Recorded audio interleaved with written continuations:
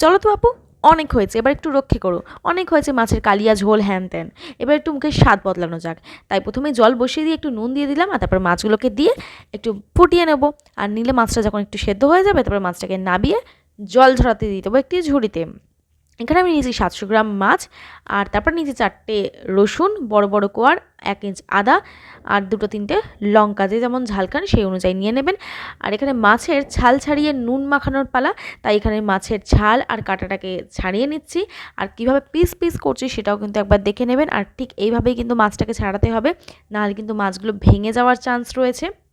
আর অবশ্যই কিন্তু মাছ কিনতে গেলে পেটির মাছ নিয়ে আসবেন, গাদার মাছ দিয়ে কিন্তু এই রেসিপি একদমই হবে না। তাই ভালো করে দেখে নিয়ে, একটু চর্বি কম থাকবে এরকম মাছ দেখে অবশ্যই নিয়ে আসবেন, বেশি যেন চর্বি না থাকে মাছের মধ্যে। আমি যে প্রসেস দেখাচ্ছি সেই প্রসেসেই করার চেষ্টা করবেন, তাহলে কিন্তু খেতে দুর্দান্ত হবে। আর পুরো ভিডিওটা দেখার পর দেখি কে বলতে পারে যে এটা কী রেসিপি। এটা কিন্তু বেশি বড় মাছ নিলে একটা সুবিধা, কাটা বাছতে একটু সুবিধা হবে। তবে আবার বেশি বড় মাছ নিলেও কিন্তু আবার তোমার চর্বিটা বেশি পরিমাণের হয়ে যাবে, তো সেটা খেতে অতটা ভালো লাগবে না। তাই বলবো একটা মিডিয়াম সাইজের মাছ নেবে, তাহলে কাটাটাও বাছতে সুবিধা হবে আর চর্বিটাও বেশি থাকবে না। দেখো একটু টিপে টিপে দেখে নেবে যে মাছের কাঁটাটা বাজছে কিনা। মাছের কাঁটা কিন্তু খাওয়ার সময় মুখে পড়লে কিন্তু খেতে ভালো লাগবে না। আর যে প্রসেসটা দেখাচ্ছি, দেখো প্রথমে আমি একটা লেবু নিয়ে নিয়েছি। 700 গ্রাম মাছের জন্য আমি নিয়েছিলাম হাফ একটা লেবু। তারপর দিয়ে দিয়েছি আদা রসুন আর কাঁচা লঙ্কা বাটাটা। আর তারপর আমি এর মধ্যে দেবো গোলমরিচ। আর এটা কিন্তু যখন ওলট পালট করে মাখাতে হবে, তখন কিন্তু খুবই হালকা হাতে মাখাতে হবে। বেশি এর মধ্যে চাপাচাপি করলে, বেশি প্রেশার দিলে কিন্তু মাছগুলো একদম ম্যাশড হয়ে যাবে, খেতে ভালো লাগবে না। আচ্ছা, এখানে আমি দিয়ে দিয়েছি হাফ চামচ রেড চিলি সস। দেখো কতটা আমি হালকা হাতে মাখাবো, যাতে কিন্তু মাছগুলো একদম ভেঙে না যায়। ভেঙে গেলে কিন্তু একদমই ম্যাশড হয়ে যাবে। আর এটা আমি ম্যারিনেট করে কিন্তু রেখে দিয়েছিলাম 1 থেকে 2 ঘন্টা। ম্যারিনেট করে তোমরা যদি আরেকটু বেশি টাইম পারো, মোটামুটি 3-4 ঘন্টা রেখে দিতে পারো, তাতে খেতে আরও ভালো হবে। আমি 2 ঘন্টা ম্যারিনেট করে এটা রেখে দিয়েছিলাম। এটা ফ্রিজে রেখেছিলাম অবশ্যই, আমি ডিপ ফ্রিজে নয়, নর্মাল ফ্রিজারে আমি রেখে দিয়েছিলাম। দিয়ে আমি এটা বের করে নিয়ে তারপর কিন্তু আমি দেখো 2টো ডিম দিয়েছি। আমি এখানে হাঁসের ডিম ইউজ করেছিলাম, কারণ আমি যাদের জন্য বানিয়েছিলাম তারা কিন্তু পোলট্রির ডিম খায় না, তাই তোমরা নর্মাল ডিম ইউজ করতে পারো। আরেকটা জিনিস হচ্ছে, এটা কিন্তু কাতলা রুই ছাড়াও কিন্তু ভেটকি মাছের দুর্দান্ত খেতে হয়, আর মাছেও করা যায়। তারপরে আমি এখানে দিয়ে দিয়েছি কিন্তু নুন। আমি কিন্তু ফার্স্ট যখন ম্যারিনেশন করেছিলাম তখন কিন্তু নুন আমি ইউজ করিনি, এখন নুনটা দিয়ে দিয়েছি। আচ্ছা, এবার আমাকে দিতে হবে ময়দা। আমি এখানে ময়দা দিয়েছি 4 চামচ, আর কর্নফ্লাওয়ার দিয়েছি 2 চামচ। দিয়ে একদম হালকা হাতে কিন্তু এটা ম্যারিনেট করতে হবে। তোমরা, আমি 700 গ্রাম মাছের জন্য আমি বলে দিলাম, এবার তোমরা বাকিটা যতটা পরিমাণ করবে সেটা কিন্তু বুঝে ইউজ করবে। তারপর আমি এখানে দিচ্ছি আরও অল্প একটু গোলমরিচ, একদম হাফ টিস্পুন মতো। তারপর কিন্তু এটাকে একদম হালকা হাতে, দেখো ওপর থেকে নিচের দিকে, নিচ থেকে ওপরের দিকে এভাবে পাল্টে পাল্টে জিনিসটাকে ম্যারিনেট করতে হবে। খুব বেশি চাপাচাপি কিন্তু করা যাবে না একদমই। তোমরা ভালো করে প্রসেসটা দেখে নাও, নাহলে কিন্তু মাছগুলো একদম ম্যাশড হয়ে যাবে, কোটিং সেরম পাওয়া যাবে না, ওপরে কোটিং বেশি হয়ে যাবে, জিনিসটা খেতে খুবই বাজে হয়ে যাবে। আচ্ছা, তারপরে আমি এখানে দিয়ে দিলাম তেল গরম করতে। আমি এখানে রিফাইন অয়েল ইউজ করেছি। একটা জিনিস আমার বলতে একটু ভুল হয়ে গেছে, এখানে 700 গ্রাম মাছ নয়, এখানে 500 গ্রাম মাছ ছিল।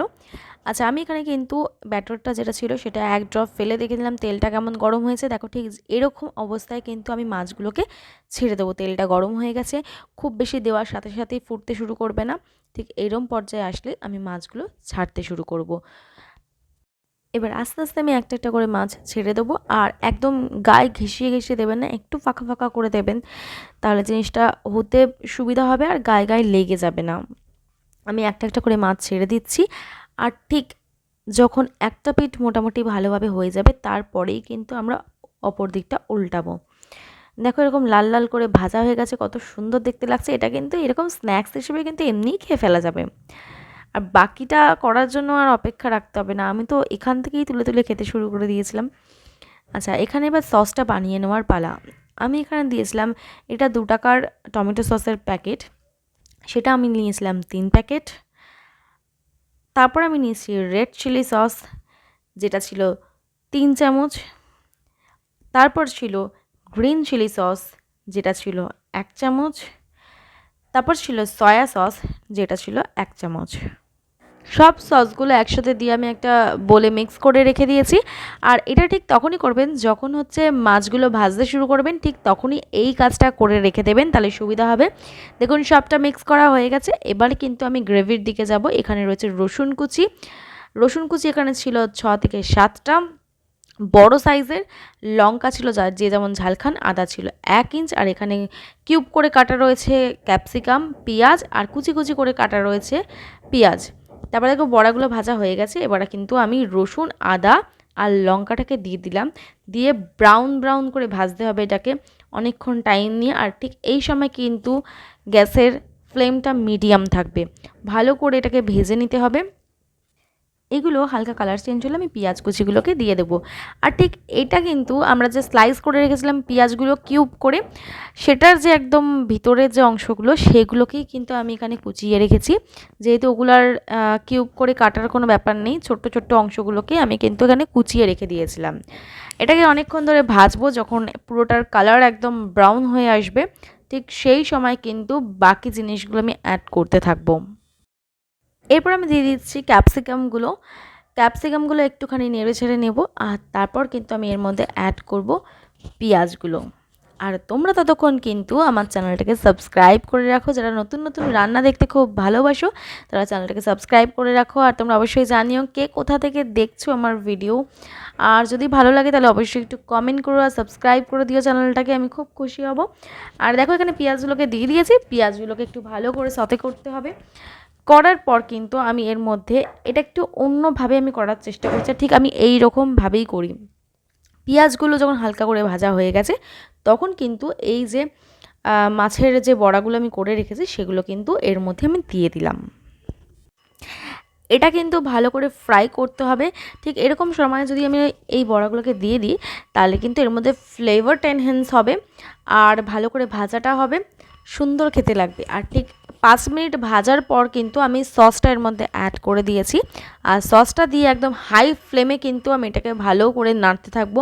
ঠিক সসটা দেওয়ার পর ফ্লেমটা কিন্তু একদম হাই করে দিতে হবে, দেন ভালো করে নাড়তে হবে যাতে এটা নিচে না লেগে যায়। সসটা অ্যাড করার পর কিন্তু আরও 4 মিনিট ভালো করে ফ্রাই করে নিয়েছিলাম। তারপর আমি এখানে দিয়ে দিয়েছি গোলমরিচ। আর এই গোলমরিচের ফ্লেভারটা কিন্তু আমার সত্যি দারুণ লাগে। আর তারপরে দেখো আরও কিছুক্ষণ ভালো করে নেড়ে নিয়ে এবার কিন্তু একটা বাটিতে আমি নিয়েছিলাম 1 থেকে 1.5 চামচ কর্নফ্লাওয়ার। তারপর এটাকে জল দিয়ে ভালো করে গুলে নিয়েছি। গুলে নিয়ে আমি কিন্তু এটা দিয়ে দিচ্ছি এই চিলি ফিশটার মধ্যে। দিয়ে তারপর কিন্তু এবার তোমাদের যতটা পরিমাণ জল লাগে সেটা কিন্তু তোমাদেরকে অ্যাড করে নিতে হবে। তোমরা যদি ড্রাই খেতে চাও তাহলে একটুখানি কম জল বা জল নাও দিতে পারো। আর যদি মনে করো যে তোমরা গ্রেভি চাইছো রাইসের সাথে খাওয়ার জন্য তাহলে কিন্তু ঠিক এই সময় জলটা ভালো করে বুঝে দিয়ে নিতে হবে, কারণ এগুলো কিন্তু একটু জল টেনে নেয়, তাই তোমাদের এই সময় কিন্তু বুঝে জলটা দিয়ে দিতে হবে। আমি খুব বেশি গ্রেভি চাইনি, আমি অল্প গ্রেভি চেয়েছিলাম, তাই আমি অল্প পরিমাণ জল দিয়েছি। দেওয়ার পর দেখো আমাদের কিন্তু কমপ্লিট হয়ে গেছে চিলি ফিশ। তোমরা কে কোনটা ভালোবাসো, ড্রাই চিলি ফিশ নাকি গ্রেভি? আমি কিন্তু ড্রাই ভালোবাসি। আর তোমাদেরকে দেখি লাস্টে কিন্তু যেটা দেবো সেটা হচ্ছে খুব ইম্পর্টেন্ট, সেটা হচ্ছে হানি।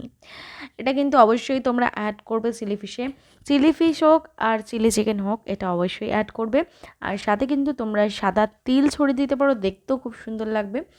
তো আমি এখানে তিল ছিল না তাই আমি অ্যাড করিনি, তোমরা অবশ্যই দিয়ে সার্ভ করো, বাড়ির সবাই খুব ভালোভাবে খাবে।